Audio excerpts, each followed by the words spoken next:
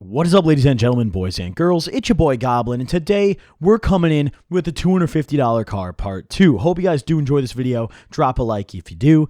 And if you guys haven't seen part 1 of this story yet, I highly recommend you go watch it so you understand everything I'm talking about, where I'm coming from on this, and what kind of car the $250 car is, because I won't be reiterating very much in this video.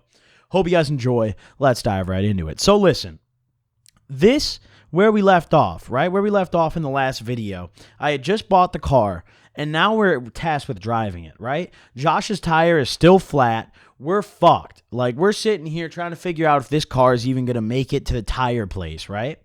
So we take this god-awful little beater mobile, right? And we drive her on down to the gas station, right? We just test drive it, put some gas in it. We turn the car off at the pump, and it dies. It doesn't turn back on, right? Me and Cody are in the car. Josh is still back at our buddy's house, right?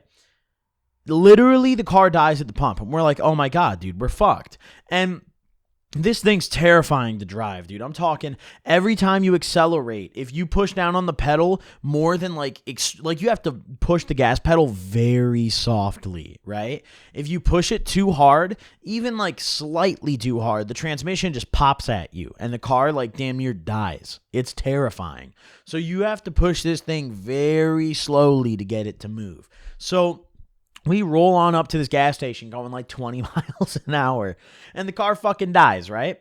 So I get out of the car, and I kick the front of it while I'm like putting gas in it, right? I'm like, oh, fuck, dude. Because I turned it off, and then Cody mentioned to me, he's like, oh, dude, is that going to turn back on? Because the lady who sold it to us, our buddy's girlfriend, she told us that there's a 50-50 chance of the car starting every time you put the key in. And that was one of the most terrifying things I'd ever heard, right? So naturally, I'm like, oh, fuck, dude. You know, like we might just be stranded here. But luckily, the car started again. So we filled up the tank. We left the gas station, go back to the house, right? I had to go to the gas station as well to go to the ATM and get the cash out to buy the car. So give her the $250. We're all situated. Me, Josh, and Cody pile into this car, and we ride on back to Josh's car with the flat tire. Now, the way Josh had it parked, it was in like a ditch on the side of the road at an angle where we couldn't safely jack the car up. Like, it just wasn't going to happen. So we had to drive this car onto this even piece of land in between the cornfields, like even further off the road, right? So Josh is rolling his shitty little Honda into the cornfield, and we get it finally on a stable, flat surface somewhat. He starts jacking it up, right? I get out, try to help him out a little bit, but he's mainly doing it himself. Cody's in the car because he doesn't have a jacket or anything, so he's freezing. It's cold as fuck out at this point. It's windy as hell, too. So finally, after what seemed like forever, it took us like an hour to jack this car up and get the wheel off because we had to keep relocating the car because the ground, like the angle it was at, just wasn't stable enough. You couldn't find a flat piece of land to like put this car on. And the road, there was no shoulder. Like there was no shoulder on this road. This is a country-ass road. So we finally get the wheel off, hop in my car, right? The $250 piece of shit Buick. I hop on Google Maps, and I'm at my way to the first tire place I could find. And at this point, it's like 9 in the morning. We got an early start, right? Because we figured this might take a little bit, you know? So we're going through maps. I have it set to take me on no highways. We're about 8 miles away from the nearest tire place, right? And I'm like, there's no way we can go on a highway because it wanted me to go on a highway. But I'm like, no, dude, this car would not live. Like, this car can't go on a highway. We'd kill someone, you know? So what we end up doing is taking these really sketchy back roads. And they're paved, but that's about the only nice thing I could say about these roads. And we get to this point where there's this really high, like, steep hill. And there's this really nice neighborhood, like these super nice houses up this hill. And the only way, literally the only way besides the highway is up this hill. Now, I'm terrified because I'm thinking like, yo, I can't even push the gas hard enough to get up this hill, I don't think. But we didn't have a choice, dude. I knew at least the brakes were like kind of decent. So if we start going backwards, I can maybe brake or something, you know? But I looked at Cody and I said, listen, buddy, if we fucking die going up this hill, it's been real. He's like, oh, fuck. We go up this hill. I kid you not, guys. This is the scariest driving experience I've ever had. We're going up this hill, And the top speed we hit on the hill, I remember this vividly. The top speed we hit on the hill was 16 miles an hour going up the hill. We could not go any faster. And every time I pushed it to try to go a little faster because it felt like we were starting to slow down, the transmission would pop at me and we'd lose a couple miles an hour. So it got super sketchy. Like there was one point of the hill where we were literally going 11 miles an hour up the hill, just barely going up. Like if I went any slower, we probably would have started going backwards. But luckily, and of course, everyone's freaking out in the car. Like, Josh is just dead silent. Cody's like, oh, fuck, bro. I'm not going to lie. I've never clenched a steering wheel that hard in my life. I was terrified. I was like, dude, this car's just going to die and start rolling backwards, bro. Like, this is awful. Like, it was terrifying. But luckily, we ascended the hill finally. And we got to the top, and it was like Christmas, dude. It was like climbing Mount Everest, bro. We were at the top of the shit. I damn near wanted to get out and put a little American flag down, dude. Like I was on the moon or some shit. It felt amazing. And then finally, we got to gain some momentum on the downhill part. And the hill was really long, too. We had to go like a mile up this hill, dude. It was not easy. And at 15 miles an hour, that's a stressful, like, 5-minute endeavor there, dude. Like, that shit was spooky as fuck, you know? So finally we get to the top of this hill and we start going downhill. And I just completely let off the gas and just let the car roll. I'm just like, dude, I'm literally only braking on the downhill, dude. Like, I'm not even accelerating. Fuck this. And of course, this fat old fucking Buick is just rolling down the hill. We end up going like 40 at one point, and I thought we were gonna like crash. I was like, oh, I gotta slow down because the brakes were okay. And that's about all this car had going for it, right? So we get down the hill, and at the base of the hill, basically right across the street is the tire place, pardon me, right? So we pull into this tire place. Josh hops out of the car, grabs his tire, goes inside. They did that shit fast as fuck. I'm talking, they put a new tire on that wheel so quickly, dude, so quickly. So he gets a new tire on that shit. We're all fine and dandy. We head back out. Now we're tasked with going back up the hill to get to the car. I was more scared at this point because while we were sitting at the tire place, I refused waiting for Josh. I refused to turn the car off, right? Because I was like, I can't let it die. I refused. But while the car was sitting there, the car was just like stuttering, like not. All right, so for those guys who know a little bit about cars, you don't have to know much because I don't even know much and I know this. A lot of times when you stutter on idle, it's caused by, bad spark plugs, right? This was not spark plugs, dude. Like, the whole engine was, like, failing, bro.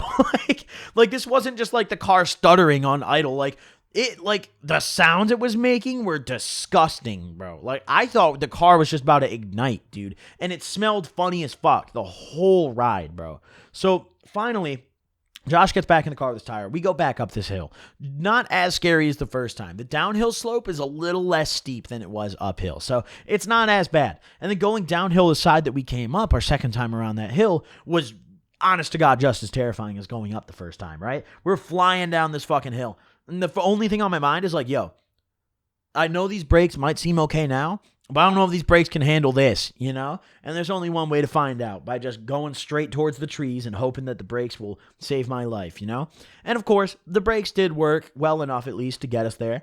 And we finally get back to Josh's car, right? Now, Cody just stays in the car. And mind you, this car, right? We're freezing the whole time because my driver's side window is plexiglass and it doesn't go up all the way. So there's just a crack. Like the other day, it snowed here, right? It snowed here like a week or two ago. And there's just snow all in my car. My car is like, it's disgusting, bro. Honest to God, if any of you guys would come tow this car away for me, you could have it for free. I'm not kidding. If anyone wants to take me up on that offer, DM me on Instagram, dude. If you got a pickup truck with a tow hitch, take this fucking car, bro. I don't want it. But either way, so I'll get to why later. But either way, so we finally get back to Josh's car. He puts his tire on. I tell Josh, I'm like, listen, dude, you're going to need to follow us all the way back because I'm really concerned that this car is going to die and I don't want to be stranded again. So he's like, all right. I pull up maps. We have an 80-mile trip home. And because we're not taking highways, it's going to take us almost 2 hours. It's going to take us like an hour, like 45, I think it said it was. Luckily, after we got out of like any city areas, it was just mainly country roads with like no speed limit. So it was pretty decent after a little while. But we start our adventure, right? Josh is following us. We're cruising, going like 40 miles an hour, right? And I end up unplugging because the issue we ran into, right, is you have to have the GPS that's duct taped to the steering wheel plugged into the outlet on the car to tell how fast you're going. But then we wouldn't have maps because both of our phones, me and Cody, were about to die. So we had to take like a car charger that we took out of Josh's car and put it in that outlet and then navigate home. And Cody luckily had a maps app that would also tell you how fast you're going. Thank God for that shit, dude, because if he didn't have that, we would be fucked. Like, we probably would have just imploded, because I'm not kidding. Like, you had to go 55 or under. If you started going towards 60, it got super sketchy. There was one point I did manage to get the car a little over 60. I got it at like 63. I swear to God, the whole dashboard felt like the Hulk was just shaking it with his hands. Like, he just picked it up and started shaking it like a drink, dude, like a can of soda or some shit. It was terrifying. So we're taking these fucking roads back. We're going through like the only like quote unquote cities that we go through before we get to the country roads. And we get to this construction zone. And right at the entrance of this construction zone, right, where they're slowly like merging the lanes down to one lane each way, tons of traffic, we get to a red light. And the car just shuts off. The car just completely shuts off. And Josh is behind us, right? But there's an SUV in between Josh and my car, right? So like there's an SUV behind me and then Josh behind that guy. The car dies. There's no like distress light button in the car. A lot of the buttons are missing, right?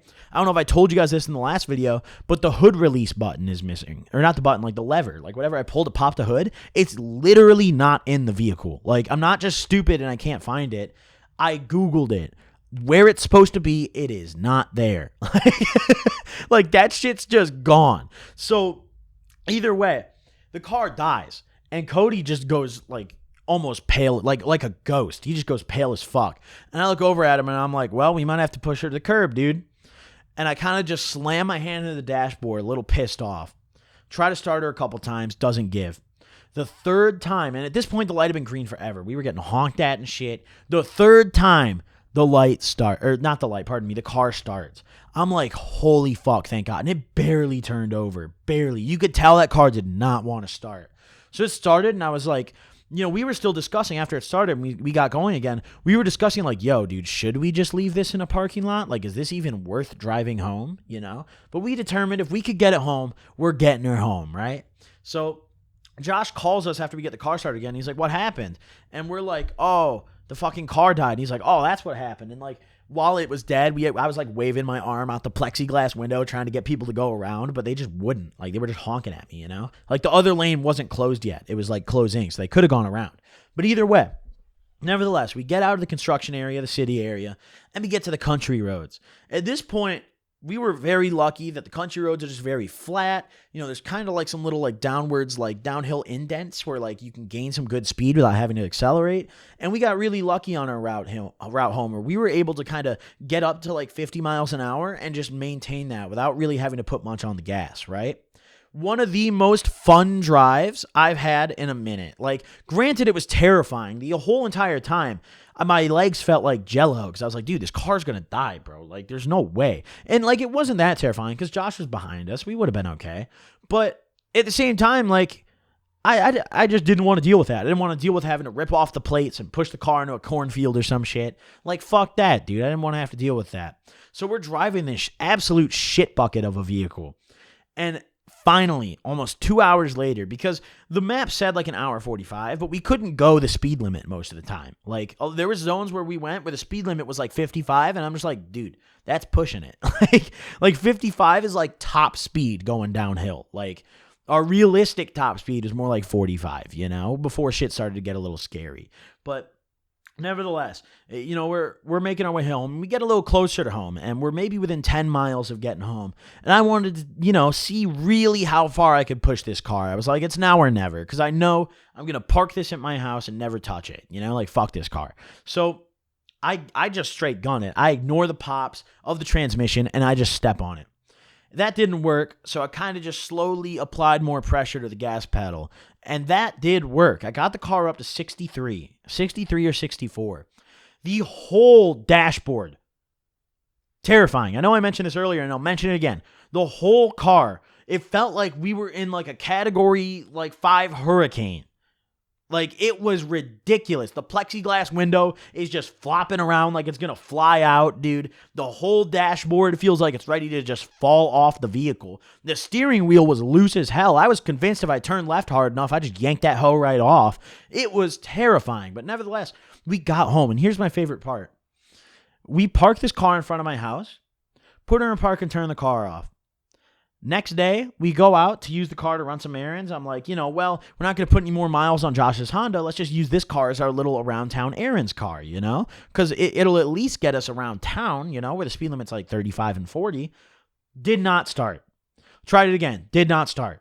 Has not started since we parked it in that spot. It has been in the exact same spot, down to the millimeter, outside of my house since we moved it here, since we drove it back here. And the issue is, like I said earlier, there's no lever to release the hood. So I can't get the hood open. I've tried reaching under. The grill in the front is missing. So I reach under and try to find the lever. I can't, dude. This shit is rusted closed. It's fucked, dude. So I'm trying to figure out what to do with this fucking vehicle, dude. I'm debating on just taking a crowbar and prying the hood open, because I believe the reason that it won't turn over at all, nothing even lights up on the dash or anything, I think it probably needs a new battery. Bare minimum. Obviously it needs way more than that. Probably needs a whole new fucking engine. But nevertheless, it needs a new battery at least. But yeah, either way, that's the story of the $250 car. Let me know in the comments what you guys think I should do with this thing, dude. Should I just get rid of it? Should I do something stupid with it? Should I drop a new engine in this fucking car? What should I do? Let me know in the comment section below. Thank you guys for watching. Hope you guys enjoyed. I'll see you guys next time. Peace.